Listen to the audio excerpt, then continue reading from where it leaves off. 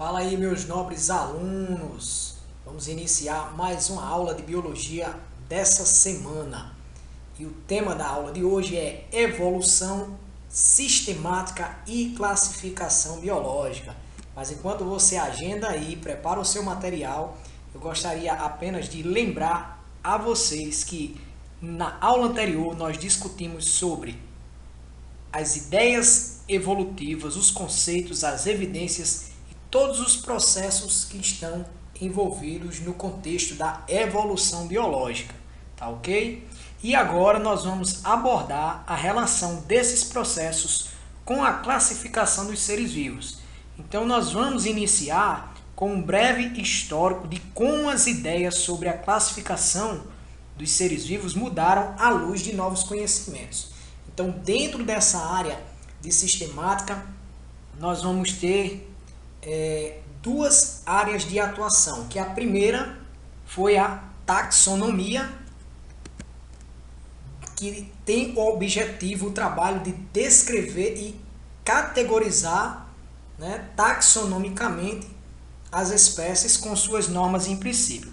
Ainda que muitas vezes os termos taxonomia e sistemática possam ser tratados como sinônimos, aos que preferem restringir taxonomia apenas para o trabalho de dar nomes e descrever as espécies, ou outras categorias taxonômicas, aplicando o termo sistemática para um campo mais amplo que inclui a taxonomia e o estudo mais atual das relações evolutivas, a filogenia entre os diferentes grupos de seres vivos. Então, você tem aí dentro do contexto evolutivo, como eu já falei para vocês, as áreas de conhecimento da sistemática e da classificação biológica, de organizar os seres vivos, tanto a taxonomia, que é a mais antiga, que tem o trabalho de descrever as categorias taxonômicas, é aquela velha história de dar nome às espécies, do reficofagem que nós aprendemos no ano anterior, reino, filo, classe, ordem,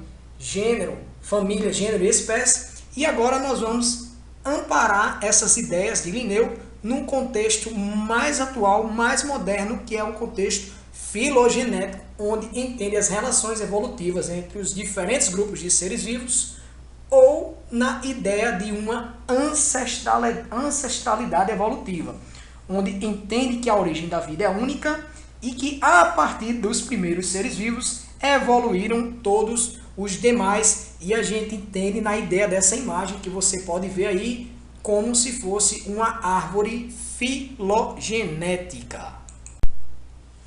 Então, antes de explicar um pouco melhor sobre essas duas áreas da sistemática, taxonomia e filogenia, antes da gente propriamente detalhar aqui a taxonomia, que será o primeiro objetivo da nossa aula, é importante lembrar que os sistemas de classificação que não se baseiam em relações de parentesco evolutivo entre os grupos de seres vivos são considerados artificiais, enquanto os sistemas que vão procurar compreender essas relações de parentesco evolutivos são chamados de naturais. Então é justamente esse o ponto X da aula. A taxonomia é considerado um sistema artificial, pois não se baseia em relações de parentesco evolutivo, enquanto a filogenia vai ser considerado, compreendido como um natural. Só para entender melhor essa área da taxonomia, lembrando bem, como eu já falei, nós estudamos o ano passado, é a sistemática,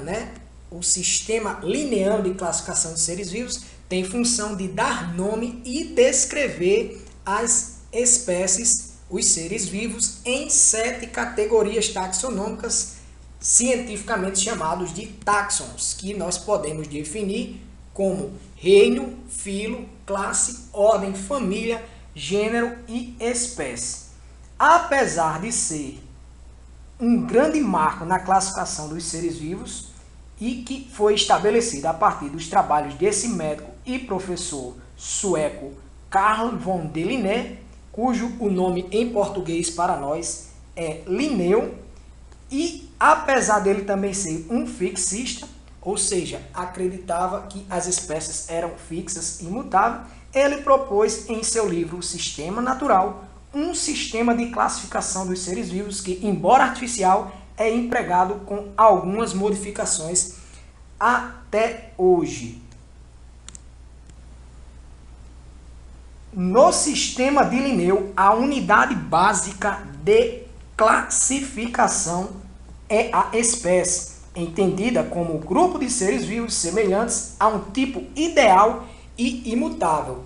Isso porque era a ideia fixista de Linneu, que as espécies não sofriam mutação do material genético.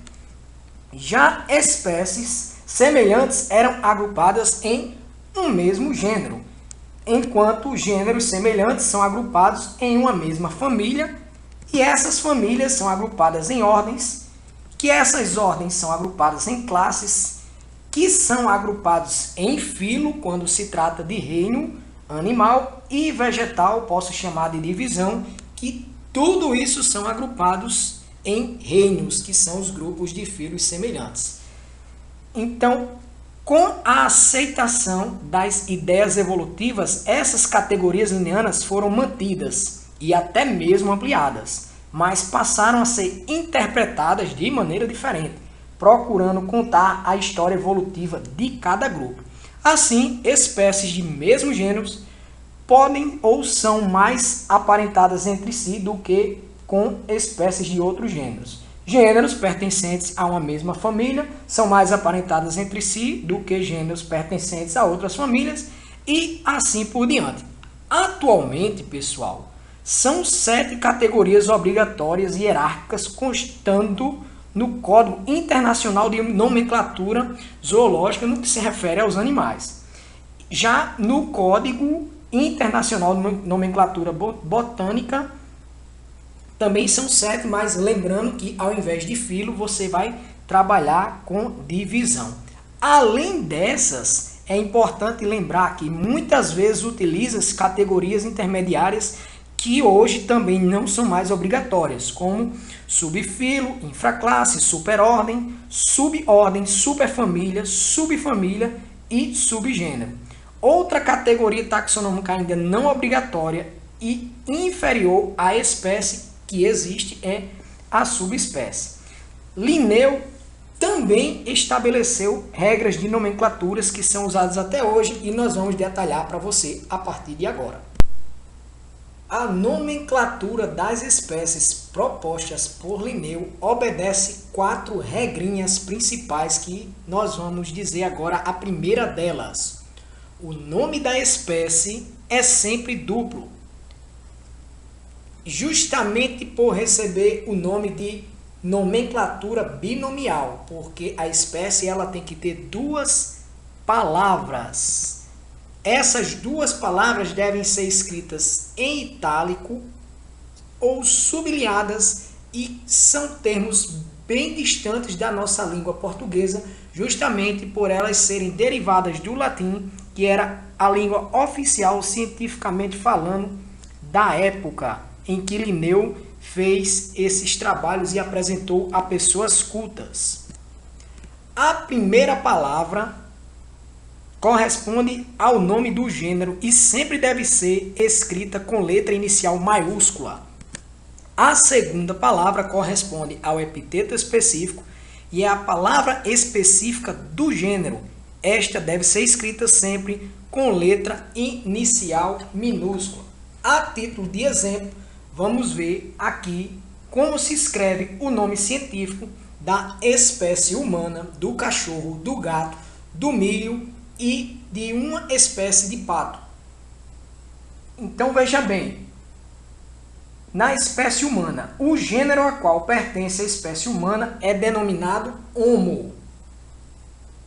O epiteto específico é Sapiens. Assim, o nome da espécie, como a palavra é dupla, binomial, tem que ser escrita Homo sapiens. Da mesma forma para o cachorro, o cão, Canis familiares, o gato, Felis catus, o milho, Zia mais e o pato, Anas acuta. E você pode estar me perguntando, professor, mas qual a importância disso?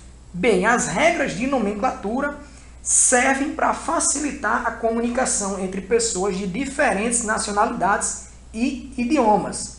a espécie humana, para você ter uma ideia, será sempre Homo sapiens em qualquer idioma, português, inglês, alemão, espanhol e etc.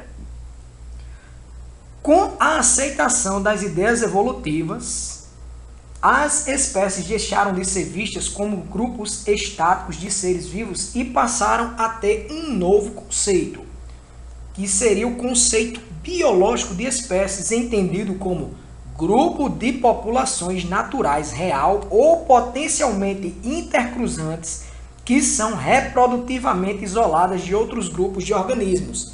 Eita, professor, conceito novo. Repete aí, por favor, o conceito biológico de espécie atual. Grupos de populações natural real ou potencialmente intercruzantes que são reprodutivamente isoladas de outros grupos de organismos. Essa definição estabelece que o isolamento reprodutivo é fundamental para se considerar populações dentro de uma espécie. Há exemplos, entretanto, de espécies que vivem no mesmo local e que eventualmente podem se cruzar, produzindo híbridos férteis, que é o caso desse último exemplo aí, né, que nós citamos, que é o patinho da água doce, Anas acuta e Anas patirrincus, que é outra espécie, como eu falei, entretanto, que vive no mesmo local e que eventualmente pode cruzar e produzir um híbrido fértil.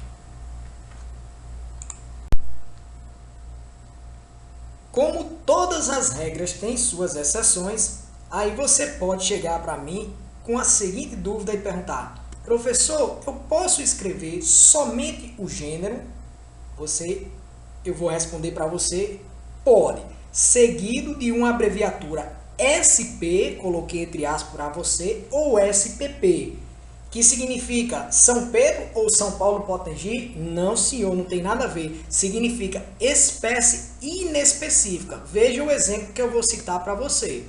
Eu posso encontrar uma matilha com cão, com lobo, com chacal, e nessa situação eu tenho espécies que eu não estou conseguindo especificar. Então eu tenho 3 espécies de animais que podem ser parecidos dependendo da região e da raça, e se tiver um animal dessa espécie que eu não sei identificar, eu posso usar o Canis SP.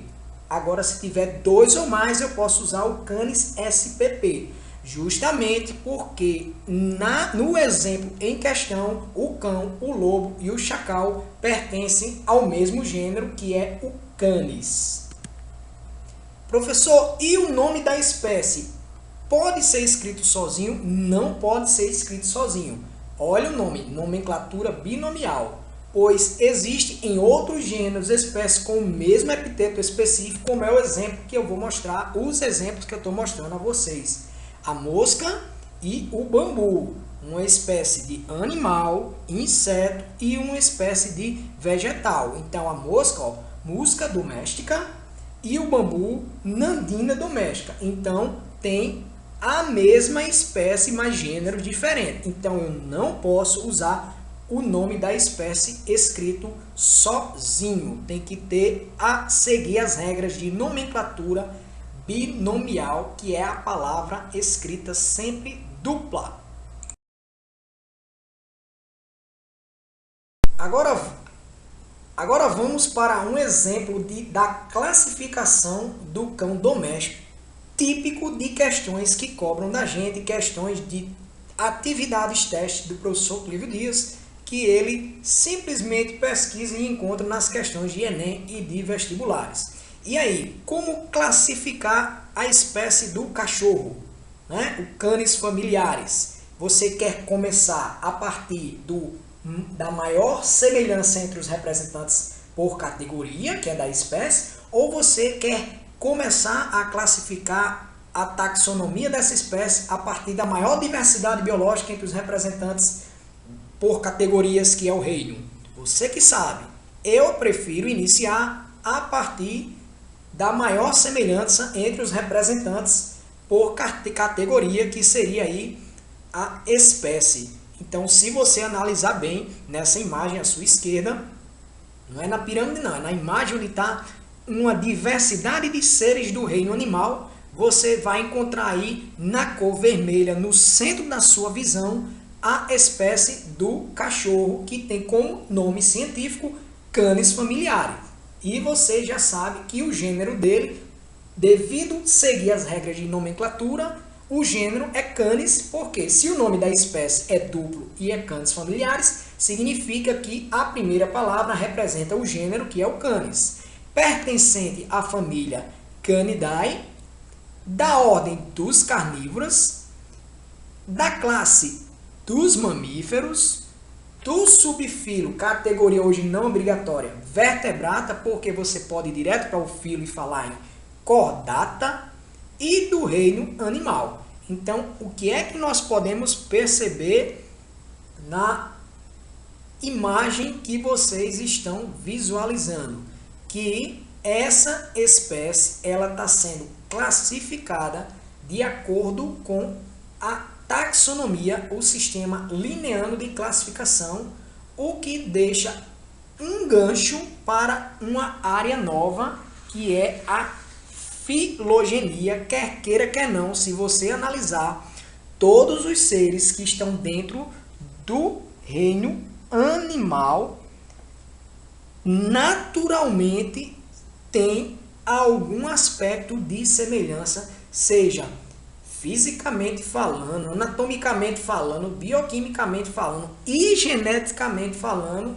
Por isso, abriu espaço para uma nova área que nós vamos conhecer agora, que é a chamada de filogenética. A sistemática filogenética, mas também conhecida como filogenia, se baseia em princípios evolutivos, dividindo-se em duas áreas. A evolutiva, que é a mais tradicional, que é a que nós vamos deter o nosso olhar a partir de agora, e na sequência vamos conhecer a filogenética ou cladista, que começou a ganhar a preferência dos pesquisadores a partir do século XX, meados do século XX, 1966, com a divulgação dos trabalhos de Wilhelm Hennig, um cientista alemão que estudava insetos. Então, só para a gente ter uma ideia, focando o nosso olhar na sistemática tradicional ou evolutiva, que teve como precursor o cientista Charles Darwin, o ponto central que representava o primeiro grupo de seres vivos, que é o ancestral comum de todos os demais organismos. Se você tentar localizar a espécie humana nessa árvore, vai perceber que somos apenas mais uma espécie na imensa diversidade de vida. E o que essa área tem a nos passar com relação à origem da vida e à evolução, que se baseia em um sistema natural, pois compreende como base de tudo as relações de parentesco entre todos esses seres vivos, e tem função de criar diagramas, árvores filogenéticas entre os diferentes grupos de seres vivos, baseados em homologias evolutivas. Esse termo não é distante da nossa realidade, nós já conhecemos ele quando trabalhamos os processos evolutivos no capítulo anterior. A sistemática mais moderna, ou também chamada a cladística de Wilhelm Hennig, ela se baseia em um sistema natural de relações evolutivas entre os diferentes grupos de seres vivos, baseado na ancestralidade evolutiva. Então, a partir de agora, vamos trabalhar com cladogramas, esquemas gráficos de árvores filogenéticas, ao invés de diagramas, que terá como função esse cladograma criar este cladograma entre os diferentes grupos de seres vivos com base em caracteres anatômicos, fisiológicos, moleculares e outros. Então eu estou diante da cladogenia, que significa origem de clados, né? Cladista ou clado de um ramo, e agora ao invés de árvores ou diagramas, fica mais ou menos representado por cladogramas, como está o esquema aí, nessa imagem que você consegue ver no centro da tela, onde percebemos tanto nos seres procarióticos como nos eucarióticos a evolução a partir de um mesmo ancestral comum. Então, eu tenho, mesmo sendo grupos com células diferentes, relações evolutivas entre esses grupos de seres vivos que têm como base o mesmo ancestral. Essas ideias se desenvolveram, esse método se desenvolveu por meio de os cientistas tentar estabelecer melhores relações evolutivas entre os diferentes grupos de seres vivos com a menor subjetividade possível. Para você ter uma ideia, nesse método considera um grande número de caracteres, como eu já falei, anatômicos, fisiológicos e até os comportamentais moleculares. Para analisar essa grande quantidade de informações, muitas vezes os dados são trabalhados por programas especiais de computador. Então é algo bem moderno, elaborado para tentar definir as relações evolutivas entre os organismos. Só para a gente ter uma ideia, a diferença entre a tradicional e a moderna, quando se compara as informações obtidas por essa análise cladista, com aquelas que estamos mais acostumados a ver na escola tradicional evolutiva, muitas diferenças começam a surgir.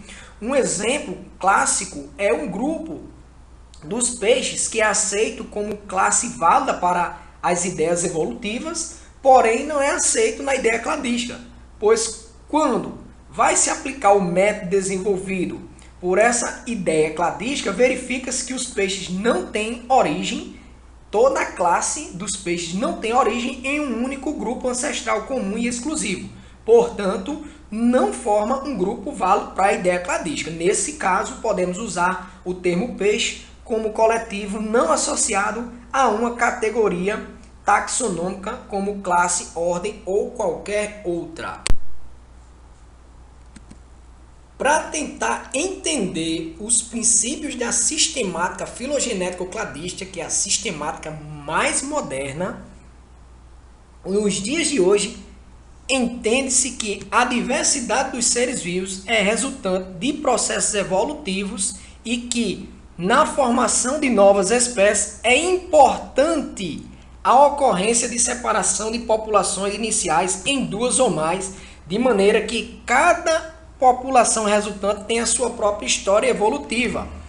Para entender esses conceitos, vamos usar o exemplo hipotético como representado nesta imagem, que tem uma população de caramujos pertencentes à espécie A, que é separada em duas por um evento cladogenético, como o surgimento de uma barreira geográfica, e cada uma dessas populações agora separadas passa a ter sua própria história evolutiva. Então, só para a gente entender direitinho, existe o conceito de cladogênese, clados, ramo, gênese, origem, que compreende os processos evolutivos responsáveis pela ruptura da coesão original de uma população, gerando duas ou mais populações que não troca mais genes. E um exemplo dessa ruptura responsável por isso seria essa barreira geográfica. Assim como também na cladística nós vamos ter a anagênese, do grego ana, quer dizer para cima, ou seja, origem para cima, que compreende os processos pelos quais um caráter surge ou se modifica em uma população ao longo do tempo, responsável, digamos, pelas novidades evolutivas e pela fixação dessas populações, que é o que entra em cena as ideias tradicionais da filogenética, que é a seleção natural, no conceito de Charles Darwin.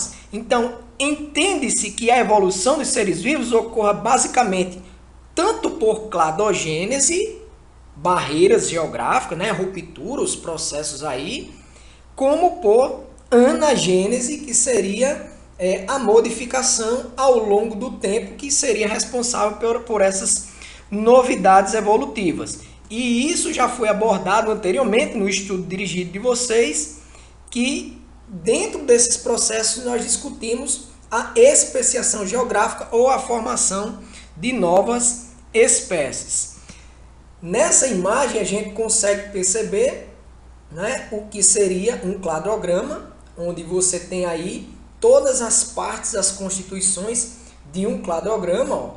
A anagênese, a setinha para a parte vertical, que significa o tempo responsável pelas novidades evolutivas que vão surgir, né?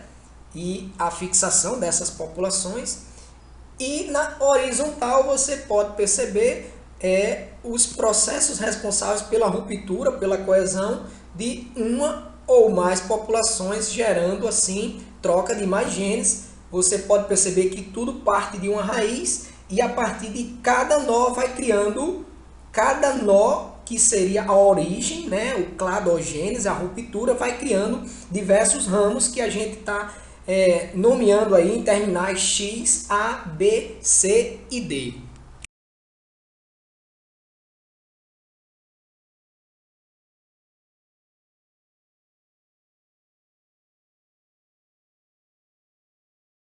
Bem claro as partes do cladograma, eu resolvi conceituar aqui para vocês, claro, porque eu vou cobrar, né? E começando pelas raízes, que são a base onde parte todos os ramos, você pode observar que seria, no caso, o ponto inicial, né? O termo já diz, o ponto chave onde todo o processo de desenvolvimento evolutivo das espécies começaram. Os nós, que são pontos ou eventos cladogenéticos de onde partem os ramos, representam ancestrais comuns hipotéticos para todos os grupos acima do nó. Cada nozinho desse, como você pode ver na imagem, representado, pontos representados por cores diferentes, cinza, lilás, vermelho e um pouquinho mais escuro, lilás, roxo mais escuro. Cada nó desse representa a diversificação por cladogênese e o ancestral comum dos ramos acima. E por fim, cada ramo terá o seu terminal, que seria a ápice dos ramos, os grupos que descendem do mesmo ancestral comum. Então, só para analisar aí com vocês, se a gente detalhar aí esse ponto em lilás aí, o último que está antes do D e do E, você percebe que tem características no ramo do D, né, que se derivaram aí no D, e tem características no ramo do E que se derivaram do E, mas que ambos partem do mesmo ancestral comum exclusivo, né? Tanto o grupo D como E, de uma característica primitiva do grupo ancestral. Existem dois tipos de cladogramas. Um é denominado dicotemia, ou seja, por ter duas divisões, dico quer dizer dois e tomos quer dizer divisão, e o outro é denominado politomias, poli quer dizer muitos, muitas divisões, como representado aí na imagem à esquerda, dicotomia, onde só tem a divisão A e B, e na imagem à direita, politomia, onde tem as divisões, várias divisões A, B, C e D. Podemos classificar também os clades, a cladística, né, que estabelece essas relações filogenéticas entre os seres vivos que têm o mesmo ancestral comum. Podemos classificar essas apresentações de relações de parentesco em cladogramas em dois tipos de cladogramas. Os monofiléticos, que são cladogramas com grupos de espécies que apresentam um ancestral comum exclusivo, e também os polifiléticos, que apresentam grupos de espécies que descendem de ancestrais distintos. Então, só para você ter uma ideia, está aí o cladogramazinho, onde apresenta as ideias dos grupos monofiléticos, polifiléticos e parafiléticos.